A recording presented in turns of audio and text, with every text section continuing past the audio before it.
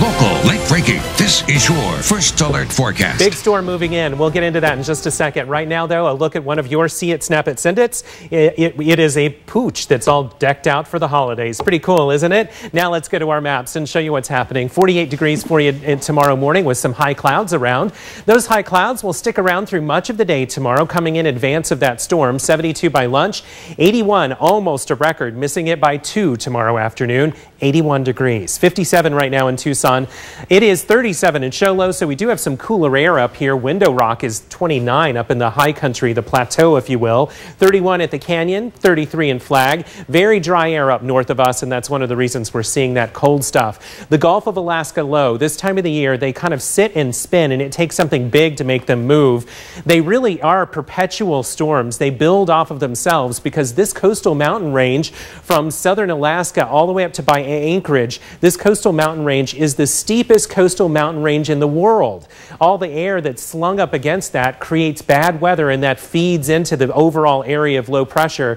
From Mount Fairweather, which is about 14,000 feet, all the way up to Prince William Sound, southeast of Anchorage, and also right by Valdez. We'll remember that one, right? From the Chukog Mountains all the way to the Prince William Sound, that coastal mountain range is so big that it helps to reinforce this area of low pressure that sits here for a while. So since it's so strong and it's so self-perpetuating, if something in the atmosphere can make this thing move, boom, it's going to cause a big change for us, and that's what's going to happen. Here is the low tonight. It's already starting to move off into British Columbia. It will displace the jet stream, that river of air up in the upper layer of the atmosphere that's about 30,000 feet. That thing has about 140 mile an hour wind, maybe 200 mile per hour wind, right in the center of that river of air known as the jet stream. So that jet, watch it, it's going to move down in our direction by about Sunday afternoon.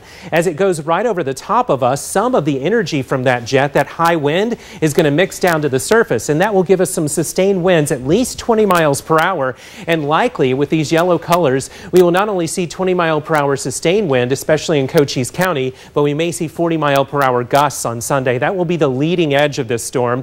Then we've got a very slight shot at a sprinkle with that, but not coming up till Sunday night. Over in Europe, want to go on snow patrol for you tonight. We're going to start in Moscow, where the city was really hammered with a big storm. Kind of looks pretty for this time of the year, doesn't it? Then we'll head east of that. We're going to southeast China in Liaoning province. This is really near the North Korean border, and we can see here the snow that was having to be cleared off of the runways at the airports. Some places around the world are getting some big weather right now, just we haven't been. Overnight tonight in Cochise County in the 40s for overnight lows, except for down in Douglas again, you'll be flirting with freezing. Tomorrow we'll start out the day in the upper 40s for the warm spots of Tucson, about 42 in Sonoyta with a high there of 73. We'll get up in the middle 80s in most of the Tucson metro tomorrow. So again, another warm day. Middle 80s in the west side of the metro, I should say. About 81 in Tucson. If we hit 83, if my forecast is too off, we'll tie the record.